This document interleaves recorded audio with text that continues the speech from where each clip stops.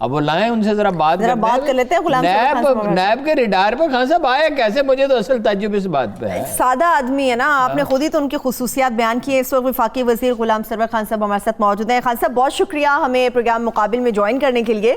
آپ کی ذاتی زندگی کی کچھ خصوصیات تو ہارون صاحب نے گنوا دی, تو آپ کا بھی بارے میں سنا ہے کہ آپ بھی کافی خوش ہیں کہ خبروں کی زینت بنے ہوئے ہیں, خود سے اعتراف کر رہے ہیں. یہ معاملہ کیا ہے؟ کوئی ایسا معاملہ نہیں ہے. پولیٹیشین کے ساتھ تو یہ رونق میلہ رہتا ہے.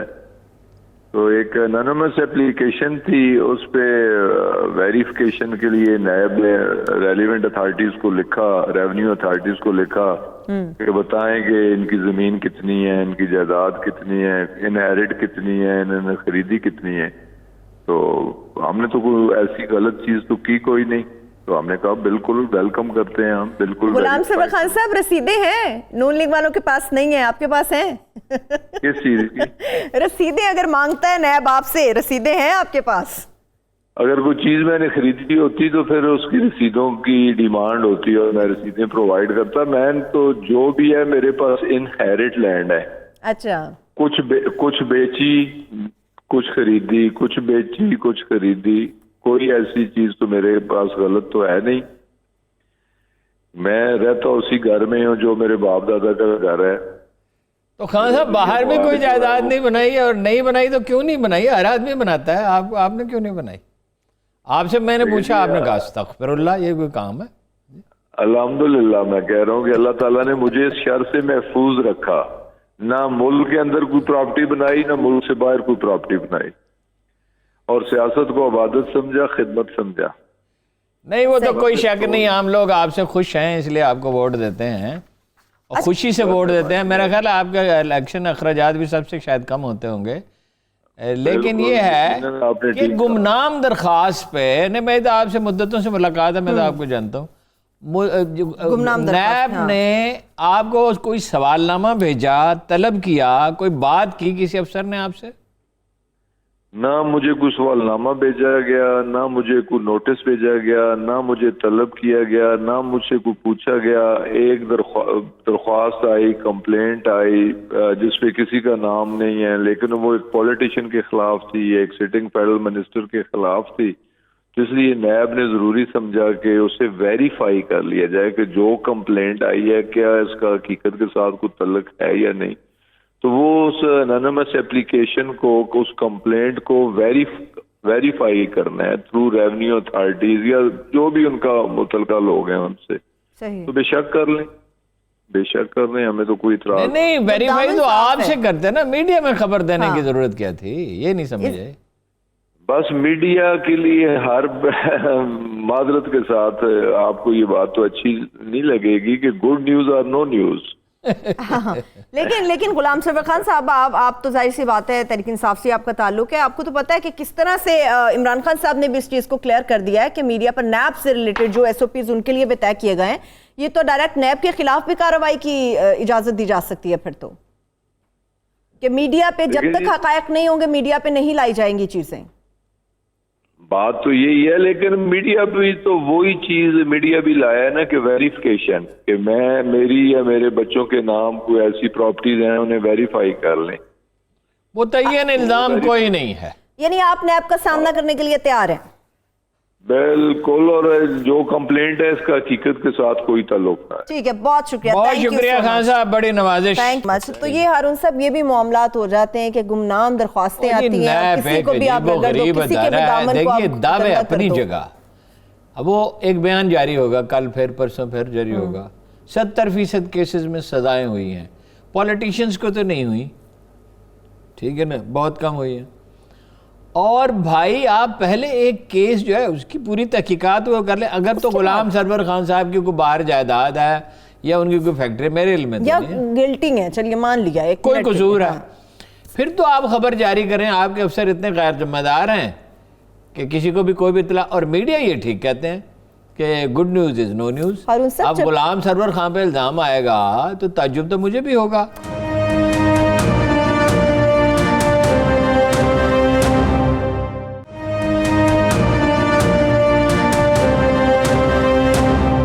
زوردار طریقے سے وزیر ٹرانسپورٹ سندھ وہ کہہ چکے ہیں کہ ہم ٹرانسپورٹ نہیں کھولیں گے، بالکل نہیں چلائیں گے، مگر پنجاب کے اندر پیر سے ٹرانسپورٹ بھی خود چلے گی، شاپنگ مالز بھی کھولے جائیں گے، مارکیٹیں بھی کھلیں گی، دیکھیے کھلنا تو ہے، زندگی کا پہیہ چلے گا، دنیا کھلنا تو ہے، ساری دنیا میں کھلنا، یہ تو اس کے سوا چارہ نہیں، کرونا کا کیا خطرات بھی اس میں بہت ہیں۔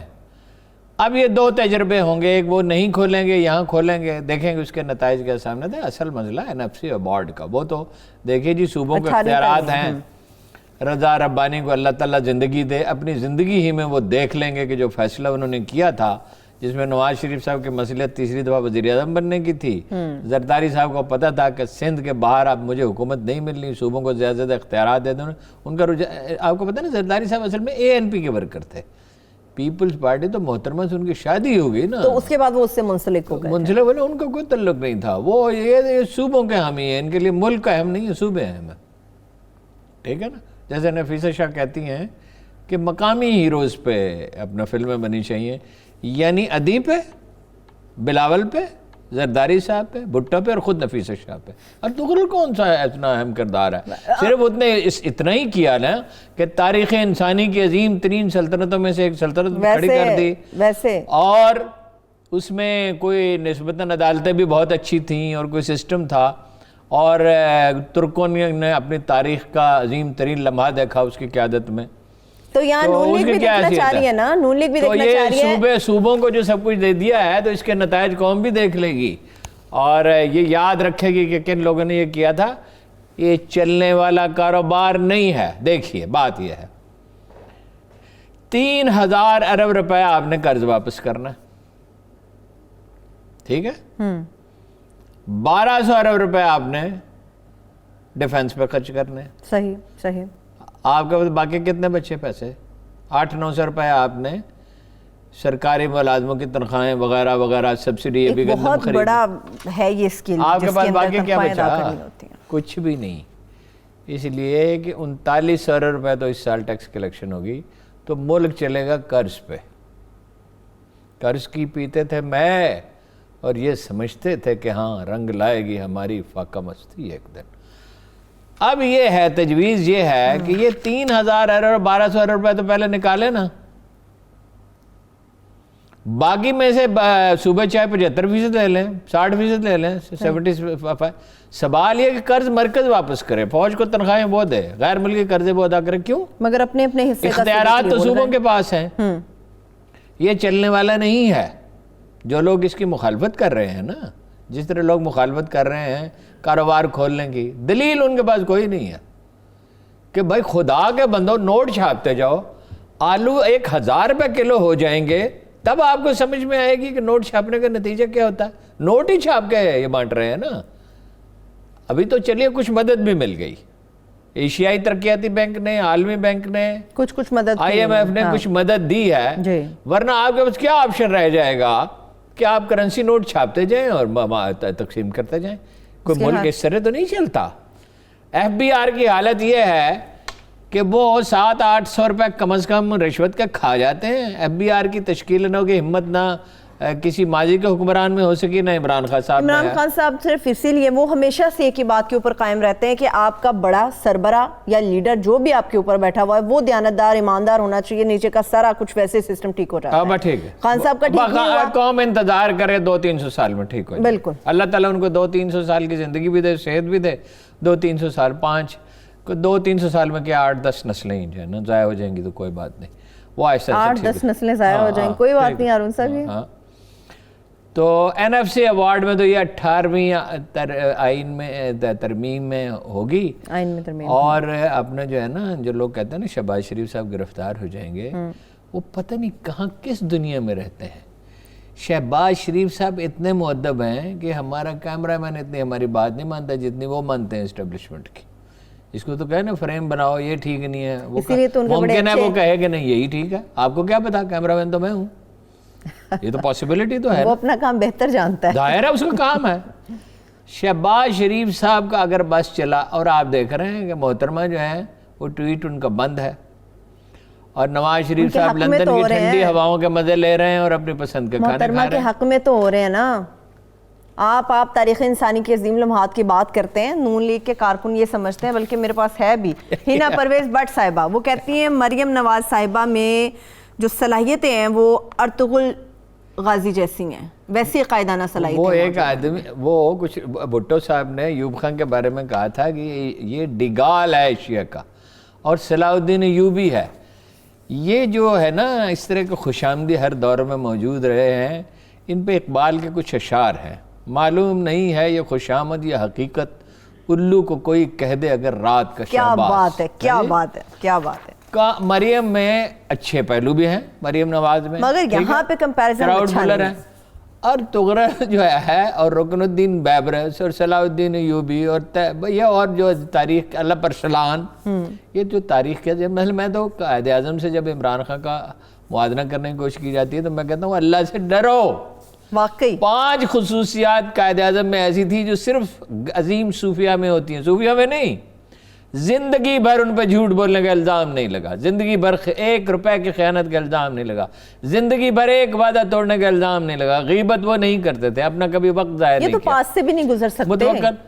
او بھائی خوشامد کریں گے تو ٹکٹ ملے گی، خوشامد نہیں کریں گے ٹکٹ نہیں ملے گی، اور یہ طرح بیچاری تھوڑی، یہ تو بیچاری کیا اس کو کہیں خاتون ہے۔ ہارون صاحب ایک اور مدعا ہے جس کے اوپر بات کرنا بھی ضروری ہے، کنٹرڈکشن، تضاد جو حکومتی وزراء اور وزیر اعظم کے اپنے ہی بیان کے اندر ہیں۔ عمران خان صاحب کہتے ہیں کہ پورا سال یہ ویکسین تیار نہیں ہو سکتی، ہمیں اسی طرح سے گزارنا ہوگا اپنی زندگی کو۔ WHO یہی کہتی ہے، لیکن ہمارے ڈاکٹر ظفر مرزا صاحب کچھ اور کہتے ہیں، وہ کہتے ہیں چند ہفتوں میں ویکسین تیار ہو جائے گی۔ اور ڈاکٹر ظفر مرزا صاحب تو ایک امید دلا رہے ہیں نا، اور کیا کر رہے ہیں؟ لگتا ہے ڈاکٹر ظفر مرزا کے گناہ معاف ہو گئے بھائی، ان کو تو کئی دن بریفنگ کرنے دی نہیں گئی، اور آج وہ کوئی ڈرے سہمے تو تھے۔ اچھا، ویسے تو میں نے بریفنگ کرنے والے کو سبھی کو دیکھا کہ مؤدب تھے سوائے اسد عمر کے۔ اسد عمر نے نہیں کہا قائد یا وزیر اعظم کا ویژن، وہ سب کہیں نہ کہیں بات کرتے جیسے کہ وزیر اعظم کا ویژن ہے، وزیر اعظم کا ویژن، قائد اعظم کا ویژن ہے، چاپلوسی کا عنصر تھوڑا بہت۔ اسد عمر نے تو کہا وزیر اعظم صاحب بھی نے کہا۔ ایک بات پہ مجھے بڑا تعجب ہوتا ہے، سینکڑوں دفعہ ان سے کہا، ان کے دوستوں نے، ہم نے بھی کہا، بھائی آپ کہتے ہیں مرزا یا اسد یا اور کون تھا، حماد، بھائی آپ حماد صاحب کیوں نہیں کہتے؟ وہ آپ کو خان صاحب کہتے ہیں۔ ہر معاشرے کے آداب ہوتے ہیں، ٹھیک ہے؟ عرب جو ہیں وہ اور طرح سے اس کا اظہار کرتے ہیں، اس میں آپ نہیں ہوتا، وہ کنیت سے ابا عبداللہ مطلب بیٹے کا نام لے کے کسی نے خان صاحب کو یہ بات کبھی سمجھ میں نہیں آئی کہ اس طرح تاثر یہ پیدا ہوتا ہے کہ ایک تو دیوتا ہے اور باقی پجاری ہیں۔